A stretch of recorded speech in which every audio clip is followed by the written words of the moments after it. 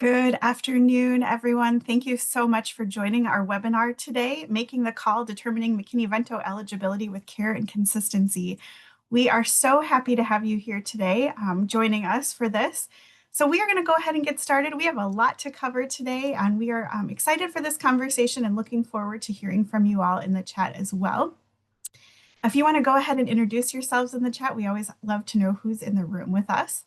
Our webinar today will last 1 hour, and we know that there will be a lot of questions that come in, and so we want to just remind you to please type those questions into the Q&A box instead of into the chat, because sometimes with all of the people that are joining us in the webinar, they can get lost in the chat, and so we want to make sure that we can try to address as many questions as possible. We are recording this session, and you will have access to the recording when we're done. You will also be issued a certificate for attending our webinar today. And then I want to remind you of our community on Slack. This is a really excellent place to connect with our team, as well as liaisons and others who are supporting students experiencing homelessness across the country. So if you are not already connected to us in our Slack community, please take a minute to sign up for that. We would love to connect with you there as well. Before I get started, I want to just introduce myself and introduce you all to Schoolhouse Connection if you are not familiar. My name is Karen Rice. I'm the Senior Manager of Education Initiatives on our K-12 team at Schoolhouse Connection, and I am joined today by my colleague, Ana Sofia Treyes, and she is going to be our Q&A extraordinaire today. So she will be keeping an eye on all of your questions coming in through the Q&A box. And if you're not familiar with Schoolhouse Connection, we are a national organization, and our mission is to overcome homelessness from prenatal to post-secondary through early care and education. And so we do that in a number of different ways. Today you are interacting with our K-12 team, and we also have team members that work with state and federal policy advocacy. We have a scholarship program that, if you are not familiar with, is an excellent opportunity to connect students to. Our application will be open in January, so keep your eyes out for that. And if you are interested in learning more about our organization, please connect with us in our newsletter and connect with us on our website. We will always share all of our updates, our announcements, and our resources in these places as well. I do want to say, as we're getting started, we know that in a webinar like this on determining eligibility, there are going to be a lot of questions. We also know that many of you will have questions about a very specific scenario. And so we want to just encourage you that if you have questions on a very specific scenario, please connect with us about that specific scenario separately. Today, we're really going to try to keep our Q&As very general so that they are applicable to many of you who are on this webinar. So we want to remind you, of course, that McKinney Vento eligibility is always determined on a case-by-case basis. But if you have one very particular scenario you're hoping to discuss, please connect with us either through email or our contact form. And then again, today we'll try to keep our Q&As a little bit more general to make them applicable to all of you joining the webinar. We do have slides that are available for you, and Ana Sofia will drop that link into the chat for you so that you can follow along on our slides if you are interested in doing that. You will also receive those after the webinar today as well. So our objectives for our time together, we've got a lot of information to cover. We are going to really focus on understanding the McKinney Vento Act requirements related specifically to eligibility and identification. We're going to talk about best practices for determining eligibility, and then we're going to do a little bit of practice together. So we've got some scenarios that we are going to walk through. We would love your participation in the chat with those. We'd love to hear the strategies and best practices that you all are doing. I think that's one of the things that makes these webinars meaningful, is to hear from each other and to hear from your colleagues. So as we go through, and as we're talking about strategies and as we're talking about best practices, please feel free to share those in the chat. So here's our agenda. Again, we have a lot to cover. We're going to dig into identification and eligibility. We'll go through some scenario practice, and we're going to just kind of talk about some of the finer points of looking at scenarios and questions to ask. We will hopefully have time for some questions at the end, and then we'll share some additional resources with you all as well. All right, let's dig in, and let's start off with talking about identification. Identification really is the foundation of the work that we do with supporting our students experiencing homelessness. And for those of you that have been around McKinney Vento for a long time, You're, of course, familiar with this, but we wanted you to have the legal citations because we know that sometimes there's pushback or sometimes there's opportunities to share the exact language of the law with others in your LEA. So we added all of that into these slides so that you would have access to that. The McKinney Vento Act requires that liaisons are ensuring that homeless children and youth are identified. We do this through outreach and coordination. Homeless liaisons can't do identification on their own. It really is a collaborative effort between coordinating both within your LEA and with your community partners. But we're required to make sure that our students experiencing homelessness are identified if their situations are eligible under McKinney Vento. And of course, we know that once our children and youth are identified under McKinney Vento, the purpose of that identification is to provide support and offer services to the family and to the child or the youth. And so this, of course, means that we are partnering with others to do that, maybe local service agencies, sometimes even within our own LEA and the resources that we have there. And so building awareness and making sure that folks know about McKinney Vento is a really important piece to this identification process. I will say one thing that I didn't add on this slide that I just want to note is the importance of making sure that you're training staff. We're going to talk a little bit more about what that could look like in a few slides, but this is a really important piece of this identification process.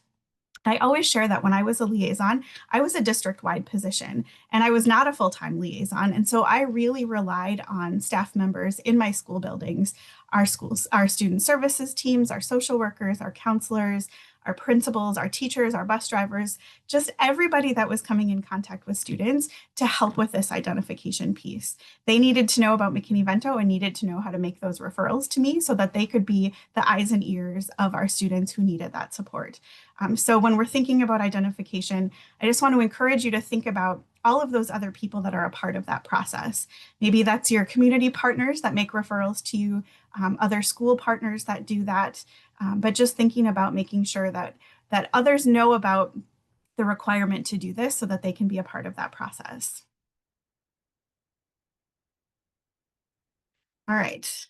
I want to talk about understanding the definition of McKinney Vento because, of course, when we talk about identification, we have to know what we're looking for.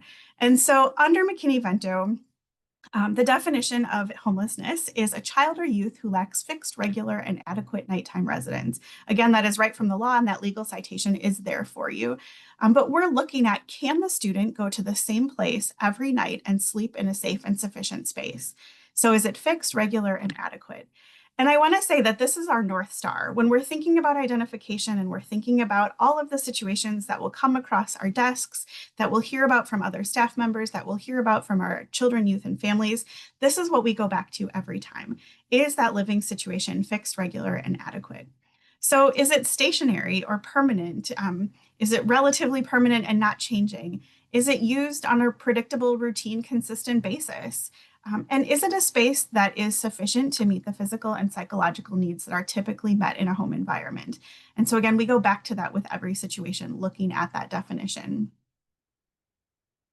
And when we think about the situations that we are encountering, the law is very clear that these are the situations that meet the definition and are eligible under McKinney Vento. So we're going to dig into what each of these really looks like. We're going to talk about some strategies around each of these, but I just want to kind of give you a high-level overview. So anyone who is sharing the housing of others due to loss of housing, economic hardship, or similar reason. Students who are living in motels, hotels, trailer parks, or camping grounds due to a lack of alternative adequate accommodations. Students living in emergency or transitional shelters, and students living in cars, parks, abandoned buildings, substandard housing, bus or train stations, or similar settings, all of those places that are not actually meant to be a place where someone stays. And when we look at eligibility, I want to just remind you that we are always looking at the nighttime residence of that child. So where is that child who is enrolled in our school? Where is that child sleeping at night? All right. So let's jump in. We're going to pick apart kind of the different pieces of this here, and we're really going to dig in to try to understand these different pieces a little bit better and thinking about who is eligible under these different categories. So I wanted to start by talking about substandard housing because this is one of the questions that we get most often on our team about really what is substandard housing or how do we know if a student is in substandard housing? Oftentimes, I will hear from liaisons that this feels like a very subjective determination. And so liaisons will feel maybe a little bit hesitant to say that housing is substandard. And so I really want to encourage you that we are using the guidance that's laid forth from the US Department of Education in the non-regulatory guidance, which is linked on this slide. But this really gives us some very clear guidelines about what we're looking for when we think about substandard housing. So we want to consider, does that living situation lack certain utilities? Does that student have access to running water or electricity or heat? Can they live safely there, or is there an infestation? I just talked with someone this morning about a scenario where there was active mold in an apartment, making someone really sick, and that landlord was refusing to take care of that problem. And we were talking about substandard housing and really looking at that idea of infestation. Is there a certain functional piece of that living situation that's missing, such as working plumbing? And then are there other unreasonable dangers that are present? And so that feels a little ambiguous and it feels a little nebulous, but I want to refer you back to that non-regulatory guidance. There are some additional things listed there that I think you can go back to and really use to guide you in making that determination. I do also want to say that each city, county, or state may have their own specific housing codes that further define what substandard is. So if you've never taken the opportunity to look into those, I want to encourage you to do that. I know in many places where I've gone to talk about substandard housing, we've really looked at that, and the state statutes or the county statutes have been very clear to say a living situation is considered substandard when X, Y, Z. And so that's also another guiding principle that you can use when you're looking at the idea of determining substandard housing for someone. All right, I want to take some time now to talk about understanding doubled up. We know that our students experiencing homelessness, many of them are in these doubled up situations. They are sharing the housing of others due to loss of housing, economic hardship, or similar reason. And so roughly 75% of our students are in this situation, and it's important that we know and understand exactly what that looks like. There are times, and I do want to say that I think these are more rare, when they're in a doubled up situation, but it's not actually a McKinney Vento eligible situation. Today, we're going to spend the bulk of our time talking about those situations that are McKinney Vento eligible situations.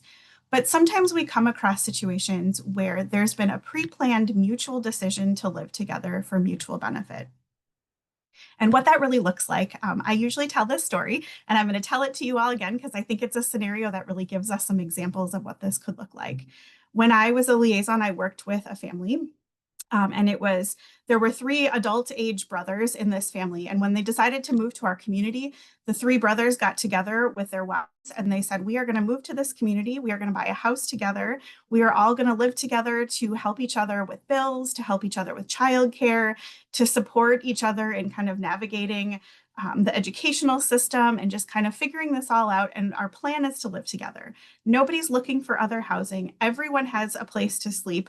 There's plenty of space. So substandard housing is not a concern, but we are going to make that pre-planned arrangement.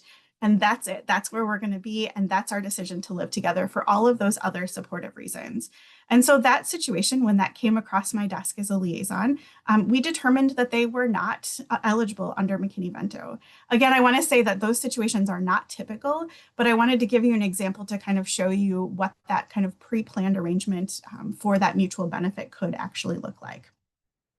So with that said, let's dig in and talk about what the situations look like for our students who are eligible living in those doubled up situations. So first and foremost, the law says sharing the housing of others. And this really implies that that child or youth is staying in someone else's residence. We would ask some questions to help gain additional information about that situation. So we might want to know, does that family or youth have any legal right to be in that other person's home? Could they be asked to leave at any time with no legal recourse? Where does everyone sleep within that place where they're staying? And then where would they go if they couldn't be there? And so we wanted to include these clarifying questions to really help think about what might we ask to help us make that determination of eligibility. So if someone comes in to enroll a child and they say that they're sharing the housing of someone else, these are some questions that you can really use to go back to, is it fixed, regular, and adequate? And I do want to say before I go any farther with some of these ideas of these clarifying questions, that it is okay to ask questions when you're making a determination of eligibility under McKinney Vento. I know liaisons tell me all the time that they feel like maybe a little bit uncomfortable with asking questions such as these. And if we're doing it in a way that's safe and supportive to families and to youth, and we're saying that we're trying to gain additional information to understand the living situation in order to make that determination, it's okay to do that. So these clarifying questions can really help as a part of that process. The law also talks about due to loss of housing. And so, of course, this means that that student has no housing of their own available. So we might want to know some additional information of what happened that led to that loss of housing. Maybe there was an eviction, or was there a foreclosure? Was there some kind of natural disaster that took place, or some kind of damage, maybe a fire or a flood that caused that loss of housing? Was there some kind of unsafe or unhealthy condition? Did they lose housing because of domestic violence or maybe some other abuse or neglect that was happening? And sometimes there might be incarceration or abandonment. And so there was that loss of housing because a parent was unexpectedly incarcerated. And so we can, again, use these questions to help us gain some additional information about that loss of housing. And then due to economic hardship, this is the other piece of what the law says. And this implies that there are limited financial resources. And so that lack of financial resources forced that family or youth to leave their residence and their housing. Maybe they were unable to pay their rent or their mortgage or other bills. And we know that particularly during the pandemic and during some of the different economic times that we've been in, that this has been a very common thing for families. And so we can talk about that. Is that economic hardship due to a job loss? Was there something else that happened in the family that led to the need to leave housing, or that caused that loss of housing? And so we can, again, ask some of those questions to help us navigate that determination. And then I want to talk for just a minute about our cultural considerations of doubled up. So a couple of pieces that I want to point out when it comes to this is that often I hear from liaisons who will talk about different communities and families and youth from different backgrounds, and they'll say things like, it's a cultural value and they live together because it's something that's cultural and that they do in their culture. And so I want to help push back on that a little bit and encourage you. We have to look at every situation on a case by case basis. When we talk about cultural values, we know that things like family and generosity and hospitality, those are cultural values and cultural norms. Homelessness is not. And so shared housing or multi-generational housing may exist because that cultural value of family or hospitality led that person to say, hey, come and stay with me until you figure out where else you can go. Or we know you lost your housing, come and stay with us while you're figuring it out or while you're applying or trying to get into different housing. And so just because there may be a cultural component, we want to make sure that we're still looking at every single one of those situations on a case by case basis when we have families who are in that shared housing situation. It's also really important to know that our students and families who come from other cultural backgrounds may not know anything about McKinney Vento, or they may not understand what that really means. McKinney Vento doesn't exist in other countries. And so families who may be new in our educational systems may not realize that their living situation meets that definition. And so it's really important as liaisons that we're focused on building awareness, that we're talking about McKinney Vento in a way that's really culturally appropriate, and we're helping our families from other cultural backgrounds to really understand the definition of McKinney Vento, how their living situation meets that eligibility, and then what that means for their families. And so we talk about at Schoolhouse Connection, we use the phrase a lot, is that student or family circumstance supported by that cultural norm or that cultural value? So again, did they lose housing and another family member said, hey, we're going to take you in until you can figure out where to go? And so that might be something that can help guide some of those conversations. And I do want to say that as the liaison, it is not just your job to have conversations. If you have language barriers or cultural barriers, please utilize others in your LEA, translators and interpreters, and maybe other school staff to help navigate some of those conversations if there are concerns about making sure that you're being culturally responsive in your identification. Okay, let's shift gears a little bit and talk about hotels and motels. This is also listed as an eligible situation in the law. And so we want to talk about those situations that are eligible. We're looking at, is that due to a lack of alternative adequate accommodations? So thinking about, Did that child or youth end up in that hotel or motel with a parent or a caregiver because they had nowhere else to go? Because they can't get into housing, they're trying to apply for apartments, or maybe they don't have the credit score to get into an apartment, or to get into some other kind of housing. And so they're there in that hotel or motel because there's no other option. It's also really important that when we talk about hotels and motels, we're looking at, is it adequate to meet student needs? When I was a liaison, I worked with a family of 12 that was in one hotel room, and that certainly was not adequate. The students were all sleeping on the floor. And so again, we can look at that adequacy piece and make sure that our students are identified who are in these situations. I do want to say that there may be times when a hotel or motel is not a McKinney Vento eligible situation. Again, I think these are not typical, and so we don't see this very often, but I wanted to just point that out. So sometimes there are situations where a parent or an adult caregiver may accept a job in a new city, and they are temporarily staying in a hotel or a motel until they can get into the permanent housing that they have. So maybe their apartment is being painted, or maybe they close on their house in a week, but they're staying in that hotel or motel, although they do have somewhere else to go. And so I just want to encourage you to make sure, again, that we're looking at every single one of those situations on a case-by-case basis. And I also know that when we talk about these kinds of situations, one thing that we have heard quite a bit at Schoolhouse Connection is the idea of choice, that family is choosing to be in that situation. This particularly comes up when we're talking about hotels and motels. And so I just want to say, I think we need to really proceed with caution when it comes to the idea of choice, and really go back to why is that family there? Why is that child or youth in that situation? Is it due to lack of alternative accommodations? And is it adequate to meet that student's needs? I also want to take a minute to talk about our unaccompanied homeless youth. And I think this is really important just to remind us that our unaccompanied homeless youth also may find themselves in these situations. We hope that you were able to join us a few weeks ago for our webinar that we did to specifically talk about unaccompanied homeless youth.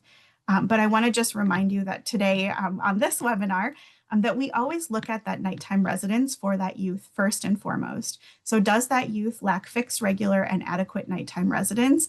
And then are they not in the physical custody of a parent or legal guardian? And so we look at that nighttime living situation and then whether or not they are unaccompanied.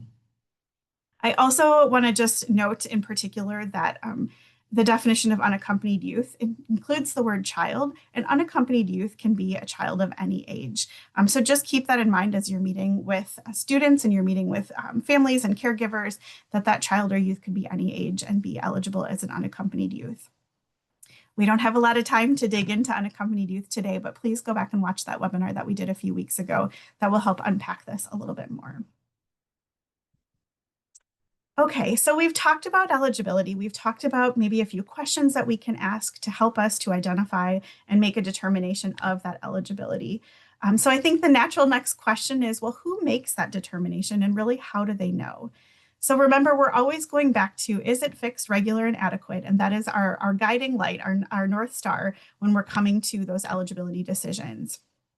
But the person responsible for that is the McKinney Vento Act requires that every LEA, every public school and every public charter school designate a homeless liaison. And that homeless liaison is required by law to ensure that students are identified. Now, we know that in LEAs across the country, how that actually looks in practicality is very different. In some LEAs, that liaison may be the one doing the identification. In other LEAs, it may be an administrator or maybe someone else in the LEA who hands that responsibility off to another staff member, maybe a counselor or a social worker or somebody else in student services. But regardless, the liaison is required to make sure that students are being identified. I also want to say that it's really important that we're thinking critically about who is in that role as the homeless liaison. So many LEAs across the country have points of contact in their school buildings. And it's not necessarily that they have one full-time person who works in McKinney Vento in each school building, but it's often a counselor or a social worker or a dean of students or an administrator who acts as that person making those referrals and really following up and helping to connect with the liaison and helping with that identification. And so that's something to consider. Are there others in your LEA that can be that point of contact, that can be helping with the identification process, that can be working with you and partnering with you as the liaison to make sure that students are being identified? For those of you who have district level positions, this is especially important because you can't be in every school building all of the time. And so having those partners and having those points of contact can make sure that students are being identified quickly and that there's somebody in that building to be asking those questions and making sure those services under McKinney Vento are started immediately. It's also important to think critically about who's in the role of the liaison because we know that youth may not feel comfortable sharing their living situation with someone they don't know. And so who is it within the LEA that has relationships with students, that's connected to students, that students may feel comfortable talking with? I know that I have talked recently with an administrator who had previously acted as the liaison in the LEA, and they were identifying very few students. And it was the district administrator who was designated and named in that homeless liaison role. And that person came to me and said, Karen, we're just not identifying a lot of students. I don't know what's going on. And we really talked through what that could look like. Do you think as the district administrator that families know where to find you, that they know that they can talk to you about their living situation, that they feel comfortable sharing that given the power dynamic that exists? And in the end, that district administrator decided to name somebody else the liaison because they knew that it was a district level social worker that they appointed as the liaison. And it was that person who was differently connected with families. There was less of a power dynamic. And that person was actually, of course, trained in talking with families and providing resources and services and things like that. And so it made a huge difference. They began to identify more students because families felt more comfortable talking to a social worker than to a district administrator. Now, it's not bad if the liaison is a district administrator. I don't want to say that that's always a bad thing, but we want to go back to thinking very critically about who's in that role and how we're best connecting with our families and identifying our students experiencing homelessness. We always know that relationships are the most important piece of that. And then I think it's also important that we really consider what are the processes in the LEA to refer to the homeless liaison or to that point of contact. So we talked about training a little bit. We talked about training other staff members to know that process under McKinney Vento. If you are not in every school building in your LEA all of the time, it's really important that you have some kind of process set up so that the folks who are in that school building or in that particular place in the district know how to get that information to you quickly. I know that the one strategy that's used by a number of LEAs is a really quick Google form that staff members can fill out. Teachers can fill it out, cafeteria workers, bus drivers, and that Google form asks simple questions like, who's the student that you're referring to me? What did you find out about their living situation? And that information can then quickly go right from that Google form to the liaison to follow up and to make that determination of eligibility. And so just thinking about what that process looks like and how do you get that information to staff? How do you train staff on what that referral process can look like as well? When I was a liaison and I started in my role, we had a paper form that the previous liaison had asked folks to fill out and then take to the school office and then put in the interdistrict mail and send to the district office. And it was a really cumbersome process. There were not a lot of referrals coming in from staff members because of that. When we switched to doing it over email, we had a little email template. Our numbers of referrals increased significantly. And so we really want to look at what makes that process easier for you as the liaison or you as the person doing that identification to get that information as quickly as possible. And then I want to also encourage you to really think about how you ask questions and to determine eligibility, where you get that information. So I want to say that many of you use a housing questionnaire at the time of enrollment. I also want to encourage you to think about using the specific phrase housing questionnaire. I won't go off on too much of a tangent, but I want to say that in recent history, many LEAs have used the phrase residency questionnaire, and that has caused a lot of discomfort for our families who have concerns about residency and are kind of navigating some different immigration pieces. And so switching to the idea of a housing questionnaire might make families feel more comfortable in completing that at the time of enrollment. I also want to encourage you to think about times throughout the school year that you can use that housing questionnaire. We know that families' living situations can change at any time. And so if that's their only opportunity to complete that at initial enrollment, it would be a good idea to think about other times during the year when you could also utilize that housing questionnaire to gather information on families' living situations. I also linked a new resource in here that we are excited about, but I will share that with you more in just a minute. So if you're curious about that, hang on to that question for us.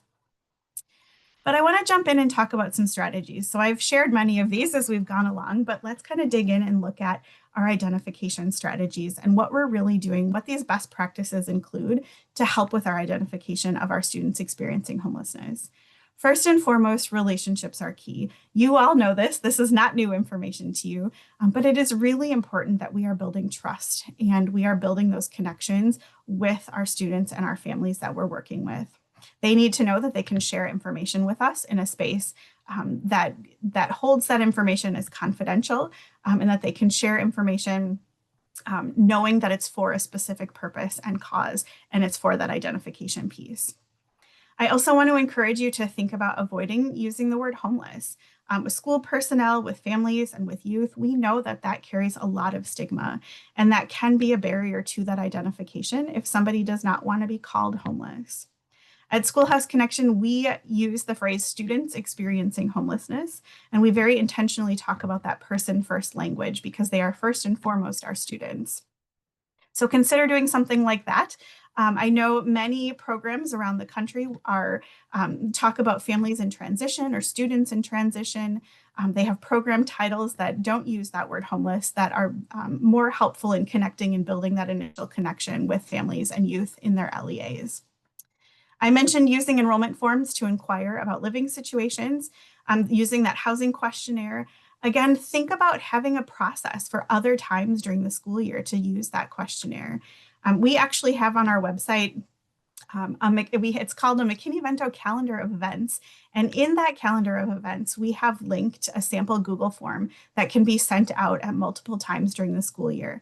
And so think about a process perhaps to text and email that form out. Maybe it's at strategic times like after winter break or after spring break when families and youth are more likely to maybe go through a loss of housing. And so if you're sending that to every family within the LEA and giving people that opportunity to self-identify, that can be a way to increase your identification and also make sure you're identifying families and students without waiting for them to come to you with that information. Again, we know that housing needs are fluid and can change during the school year. And so that identification process will take place all throughout the school year. So thinking about that process, again, making sure you have a referral process for those in your LEA. And then I also want to encourage you to think about reviewing data, really looking at your attendance data, your absences and tardies, and considering those through the lens of McKinney Vento.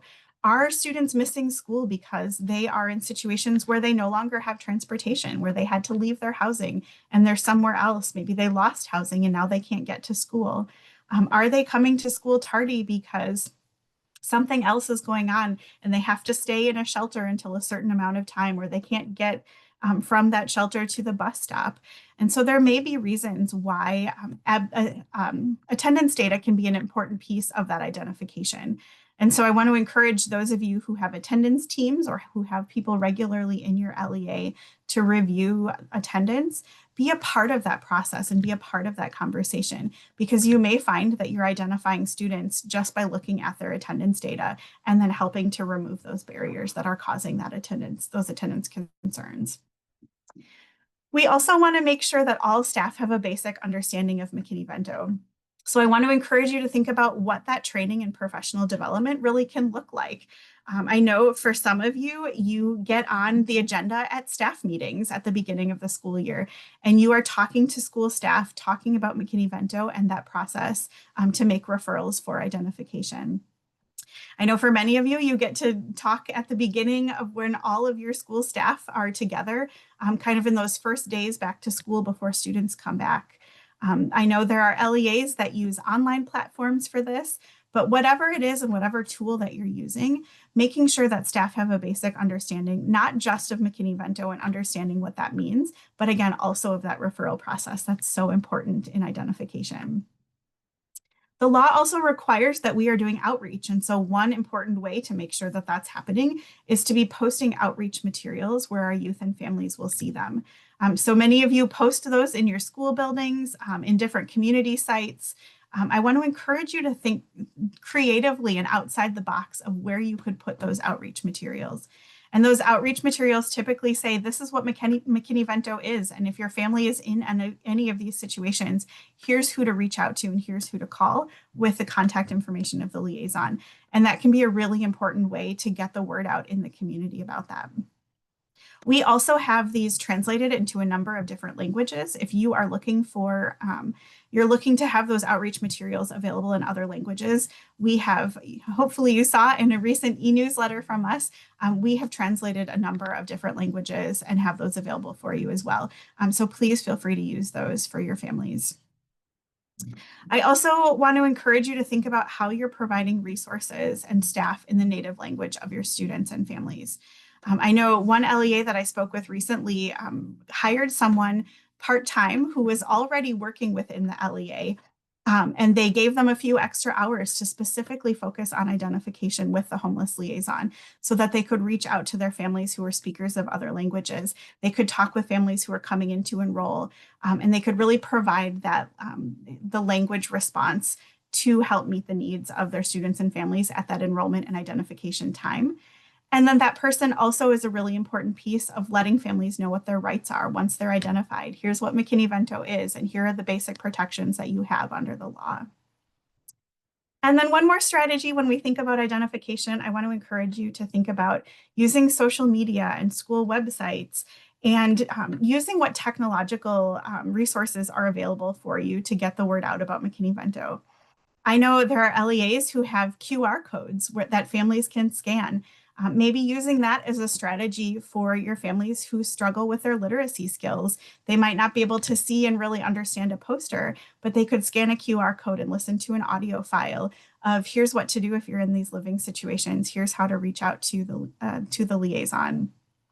I also know some of our scholars at Schoolhouse Connection have shared that having a QR code that a youth can scan quickly as they walk by a poster that goes right to an email address to reach out to the liaison has been more beneficial because youth don't want to stand and take down a number, or they don't want to stop to take a picture, or they don't want to have really kind of that appearance that they're looking at that information and taking note of it. And so scanning a quick QR code that takes them right to an email is also a really important identification strategy if you're working with youth and you want to help youth to be better connected to self-identifying with the liaison. And then I want to share one more resource with you here, just when we go back to that idea of staff training. And so I know when we talk about McKinney Vento, sometimes particularly at the beginning of the year when there's a lot of other things going on, going to a staff meeting and saying, here's what McKinney Vento is, sometimes it kind of gets lost in the shuffle of that back to school training. And so I want to offer this as a resource that our team at Schoolhouse Connection has created to also help staff understand how certain behaviors that they may see throughout the school year might be indicators of homelessness. And so it may be not just that a student has fallen asleep in class, but maybe that student has slept in their car the night before and didn't get a good night's sleep. Or there might be other things happening. Students who are tardy to school, they may have lost their housing and now not have a way to get to school. And that's the explanation for that tardy to class. So this tool really helps to reframe and rethink about those behaviors that we might see from our students. And then also talks about the process to when we see that and we're concerned, how do we connect with the liaison? What do we do? What could that look like? And of course, not all of these situations will be situations that are eligible under McKinney Vento, but it can be an important way to start to also think about what homelessness could really look like with our students and be thinking about McKinney Vento at other times during the school year. I do want to say that we piloted this tool with an LEA who hung posters. We have those available on our website with this resource in certain places where staff were going that had a QR code that can take you to an audio file that talks up through these. And are you seeing this in your students? Here's what you might see, and here's who you contact within the LEA. And they really saw an increase in referrals from their staff who were standing at the copy machine or who were in the staff lounge. And they listened to this audio clip and said, oh, I have a student in my class that maybe meets this. I should send this referral to the liaison. So just kind of thinking about using this as a strategy and a resource to help increase your identification. And then again, as the liaison, you are the one following through and making that determination. So going back to those questions, going back to, is it fixed, regular, and adequate? And then to make that identification under the law. Now, I mentioned that we have a new resource that I am excited to share with you. And Anna Sophia, if you can drop the link to this in the chat, that would be amazing. We put together a new resource this fall called Determining McKinney Vento Eligibility, Guiding Questions for Liaisons. So we know, especially for new liaisons, that sometimes it can be a little hard to know what questions do we ask? How do we have this conversation? And then if I ask a question and someone responds, what do I do with that response? Or how might I know if that response is actually indicative of a McKinney Vento eligible situation? And so this resource really kind of walks through what that question could be, what that question is, and then what a possible answer might look like from that student or family. So these are just a couple of excerpts from that resource. But thinking about if you could no longer stay here, do you have an idea of where you might go next? Is this, a short-term plan, or is this more of a permanent arrangement is what this is looking at? So we're trying to determine, is this fixed nighttime residence? And so if the family or the youth responds something like, no, I don't know where we'd go, or we probably would end up in our car, or we'd have to ask another family member to take us in, those are probably situations then in which that child is eligible under McKinney Vento. If that family responded something like, well, we just rent an apartment, that is likely not eligible under McKinney Vento. And so this helps you kind of walk through what those different answers might look like, what those questions are that you could ask, going back to determining if it's fixed, regular, and adequate. All right, that was a lot. So I want to jump ahead and talk a little bit about some scenario practice. I am keeping my eye on the time, so I know I can see that the chat is hopping over here, and I'm sure that there are a lot of questions, but I want to just encourage you to join us in the chat when we are looking at these scenarios. So I want to just kind of talk through the scenarios. I want to talk through a few questions, and then I want to offer you some other ideas. And so let's start with scenario number one. So scenario number one is Stacy, and she's a third grade student. She's got great attendance. Her grades are doing great. She's a little bit shy and frequently sits by herself at lunch. So recently, her teacher has noticed that she's been rushing to breakfast. She's been sneaking food at lunch. She also appears to be wearing the same clothes, and other students have started to notice an odor. The teacher isn't comfortable talking about hygiene, so she calls the school counselor. And after several attempts, Stacy finally shares with the counselor that her trailer doesn't have water. So she's unable to take showers. She's unable to wash clothes. And so this prompts the counselor to refer Stacy to the homeless liaison. When the liaison reaches out to the family, the liaison does not receive a response via email, and the phone number has been disconnected. So probably you have experienced similar scenarios in your LEA. So I want to talk about different pieces of this. So let's start out by talking about the question. First and foremost, is Stacy experiencing homelessness and eligible under the McKinney Vento Act? Feel free to drop your answers into the chat. Remember, we always go back to, is Stacy's situation fixed, regular, and adequate? Lots of yeses coming in. This is great. Okay. Yes, I do believe that this would probably be a situation. I will say, we don't know all of the details, so we would probably want to go back and find out some additional information.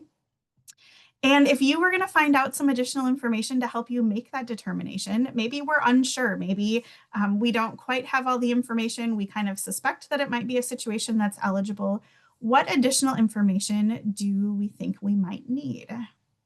I see a couple people in the chat saying, yep, we need more details.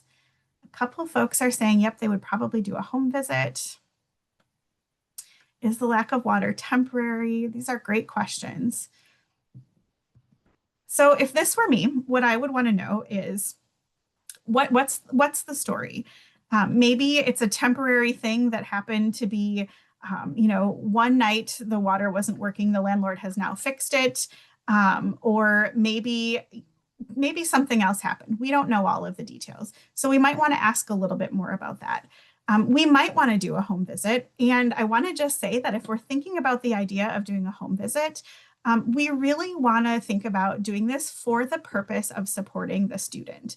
So I want to just kind of caution against the idea of we're doing a home visit to investigate the living situation. We don't want to investigate it. That's not our job. Our job is just to better understand what's going on. I also want to encourage you to think about as you're doing home visits. I know that there are a lot of families that might be hesitant about having someone do a home visit. And so maybe it's you're taking resources or school supplies or laundry tokens to the family with you. And what I would do is I might, if I could get a hold of the parent, now I know in this situation we said that that was not working, but if I could get a hold of the parent, what I would want to do is maybe call first. And I would say, hi, this is who I am. I want to bring you some laundry tokens, or I want to, stop by and offer some resources and some information. This is the date and time I'm coming. This is how you'll know it's me that's showing up at your trailer. And this is the purpose of my visit. I'll be wearing my school ID badge so you can see exactly who I am. And helping to kind of reassure that parent or caregiver of who we are and what the purpose of our visit is. I also think that you could try to help connect with the parent or caregiver at the time of pickup. We don't know what Stacy's transportation situation is. So if there's a parent or caregiver that's coming to school, maybe that school counselor walks Stacy to the car at the end of the school day and connects with the parent that way or the caregiver. And so just kind of thinking about maybe some of those other options of how we can connect with Stacy's parent or caregiver. And then I want to throw out one more question for you with this situation. What would our next step be if the liaison is unable to contact Stacy's family? Do we identify Stacy even if we can't get a hold of a parent or caregiver? Or what do we do in that situation? Do we wait until we can?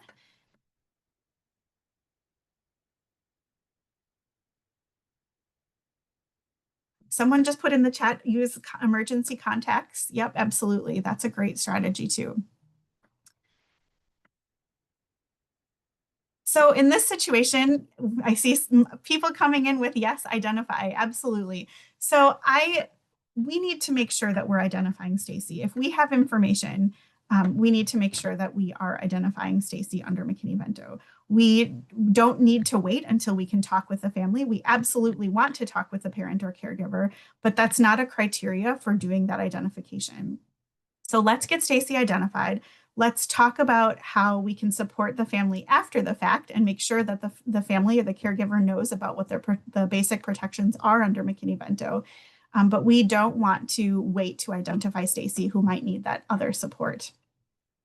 Now, if we talk to Stacy's parent after we identify and we say, hey, we learned this information, we've been unable to get a hold of you, Stacy is eligible under McKinney Vento because of lacking fixed, regular, and adequate nighttime residence. And the parent or caregiver says, that's fine, but we don't want any services. Like we don't want transportation help. We don't want laundry tokens. We don't need school supplies. We're good. We don't need services. That's fine. The parent can say at any point that they don't want those services. And if I were the liaison, my follow-up to that would be, that's great. I'll check back with you. I'll keep an eye on Stacy's attendance and we'll just stay in touch. And if at any point you need something, you let me know. And we can go through and talk about that. And I'm happy to help with resources. So we do want to make sure that we identify. All right. That is our friend Stacy. There are lots of comments and questions in the chat. I do want to say somebody added, if Stacy has an older sibling, you could maybe talk with the older sibling. That is an excellent, great strategy. All right. Let's quickly go through this scenario. Looking at the time, we're going to be really fast with this one, and then we will pause to ask some questions. So our second scenario is Rosa. Rosa was identified as an unaccompanied homeless youth last year when her father lost his job and they were evicted. She went to live with her grandmother in a neighboring district. because dad was sleeping on friends' couches, and she's still living with her grandmother this school year. She's been in the same location almost a year and has a truancy problem. Grandma's housing is a 2-bedroom apartment, and Rosa's aunt, uncle, and cousin also live there. Right now, Rosa's father is living with his new girlfriend, and he still visits. And the new apartment has space for Rosa, but the new girlfriend does not want him to move in. Dad is not on the lease and says he's looking for another apartment. Both Dad and Rosa want Rosa to continue in her school of origin. Grandmother does not have guardianship and doesn't want to be responsible for Rosa. And there's also kind of a contentious relationship there. So let's talk about Rosa. Is Rosa eligible again this year? So we said that she went last year to live with her grandmother. Is she still eligible even if she's been in the same place for a year? Lots of yeses coming in. Okay, thank you so much, everyone. I'm glad to see those yeses come in. So, of course, at the beginning of each new school year, we want to make sure that we are re-identifying and following up with our students who continue to meet that definition of experiencing homelessness. So we don't roll over that eligibility from year to year. We want to follow up and say, what's happened over the summer? Is your living situation changed? Is it the same? What does that look like? And where are you currently staying? And so we know that the law does not give any time limit on homelessness. And so at this point, we're still looking at, is it fixed, regular, and adequate? Now, Rosa could be in this living situation for a period of time, and it could be over the course of several school years, and she would still continue to be eligible if she's lacking fixed, regular, and adequate nighttime residence. So we don't have details to this situation. I purposely left it vague. But I would say, for example, we don't know where Rosa's sleeping in this apartment. We don't know if she's on the floor in the living room or she's on the couch in the living room, and we would determine that it's not adequate. And so we'd probably want to gather some additional information. But the length of time doesn't matter. We know that it is harder and harder to get into housing for families, that affordable housing is few and far between in many communities. And so it may take families time to get from their situation where they're experiencing homelessness and into permanent housing. And so that time limit is, we don't look at that as after a certain number of years or after a certain number of months, it's no longer a homeless situation. We're not looking at that. We're looking at, does it continue to be, to not be fixed, regular, and adequate for that student? Okay, a couple of other pieces of this. Actually, you know what? I think we're going to pause here. There seems like there's a lot of questions in the chat, so I want to make sure that we've got time. Some of the questions are about this particular scenario, so I want to just make sure that we get to these and our scenario from Stacy. So it looks like there's a lot of great questions, but I'm going to pause. And Anna Sophia has been watching your questions and gathering information, so I will turn it over to you, Anna Sophia, to pull out those questions that we haven't answered yet. I don't have one specific about this scenario, but I thought it would be helpful just in our context as we're thinking about some of the things I said earlier about unaccompanied homeless youth, which was, I saw someone in the chat that specifically said that they're working with a lot of students who are coming from other states or other countries, and they're staying with families and friends as unaccompanied homeless youth. And many of these students are seeking asylum. And so curious if you have any thoughts, Karen, about what you might want to consider in these situations and whether those are eligible. Excellent question. So again, we want to go back to, is that student's nighttime residence fixed, regular, and adequate? We could spend an entire webinar talking about kind of the ins and outs of immigration and how that intersects with McKinney Vento. And so we want to look at that child's living situation. So that child or youth may be staying with a family member or a friend, or they may be placed with a sponsor from the Office of Refugee Resettlement. That does not automatically mean that that child or youth has fixed, regular, and adequate nighttime residence. So we want to go back and look at, where is that child sleeping in the home? What other obstacles and barriers is that child facing? Maybe there's some financial components to that student being in that living situation, that they're required to also be working. And we want to look at kind of all of those different pieces. So it's very possible that that student does not have fixed, regular, and adequate. They may be sleeping on the couch. They may be sharing a room with other family members or other youth. And so immigration status does not change McKinney Vento eligibility. So as of right now, in this current moment, a student who is seeking asylum, they are undocumented, they have any different immigration status, which we could, again, spend a lot of time talking about, but immigration status does not impact McKinney-Vento eligibility. So if you have a number of students who are asylum seekers and they are staying with other folks, I just want to encourage you, look at all of those situations individually and go back to, is it fixed, regular, and adequate? And then is that child or youth with a parent or legal guardian? And if they're not, if they're staying with a relative or a friend or a sponsor, then we're looking at identifying that child or youth under McKinney-Vento. That was a long answer, sorry.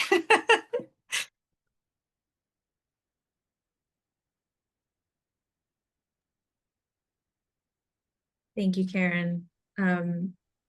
There's a couple more questions, but I'll look to you if you want to address those now or just want to walk through a couple more things. Most people in the chat were just sharing some additional thoughts around Rosa's situation, so thank you for those, but don't think we need to spend too much time addressing those as a whole.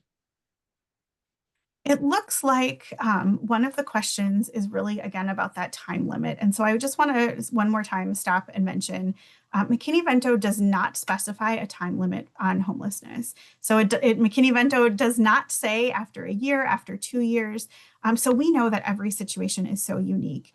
And we know that there is a lack of affordable housing, that families who have an eviction on their record cannot access housing as easily. Families who have issues with their credit score may not be able to get into housing. So there are so many different factors that can affect how long someone is in a situation where they are lacking fixed, regular, and adequate nighttime residence. So I want to encourage you to not think too much about the number of years, but again, to go back to, can that student go to the same place every night and sleep in a safe and sufficient space? There may be times when that situation does become fixed, regular, and adequate. And there may be times when they say, you know what, we're not looking for somewhere else. This is working for us. We all have a place to be and a place to sleep in the home. And this is now our plan. And maybe that situation does eventually become fixed, regular, and adequate because of that. But very likely, if they are still looking for housing and they are just not able to get into that housing, don't get hung up on the number of years or the time limit for that, because the law does not specify a specific amount of time. All right, I see that we are quickly coming to the end of our time. I think that we could spend quite a bit of time still talking about our scenarios and talking about eligibility. These are really great questions. And so I want to encourage you again to reach out to us if you have specific scenario questions. The slides include some additional scenarios, and I knew that we weren't going to get to all of those, but I had them in there just in case. And I also want to offer those for you to use in your training that you're doing, in the conversations that you're having around McKinney-Vento. Feel free to use these slides and these scenarios. These are ones that we have come up with, and you're absolutely welcome to do that. So if you have specific questions about a very specific case, please feel free to reach out to us. You can reach out to us through our contact form at Schoolhouse Connection, or you can reach out to Anna Sophia and I directly, and we are happy to talk through specific scenarios with you. We're happy to help think about what other questions you could ask to gain the information that you need. And I do want to say that McKinney-Vento is not black and white. There is a lot of gray in the living situations of our students. And so sometimes it's not necessarily coming up with the right answer, but it's coming up with the best answer that we can make based on the information that we have. So please, again, feel free to reach out to us with questions. And I want to just very quickly, before we end our time, draw your attention to this new resource, our new Liaison Resource Hub. This has been around, I think this is its second school year that we've had this. It is a wealth of information for you, those who are new in the role and those who have been in the role for a long time. I use this resource hub all the time for information. So please feel free to check that out and get connected with that. We've got some really great videos from seasoned liaisons that are wonderful, and would love for you to take a look at those as well. And then, of course, you can find Schoolhouse Connection on all different types of social media. We love to connect with you and hear from you, so please find us that way. And then this is the contact information for Anna Sophia and for me. Again, we're happy to talk through your situations. We're happy to help with think through questions and think through eligibility.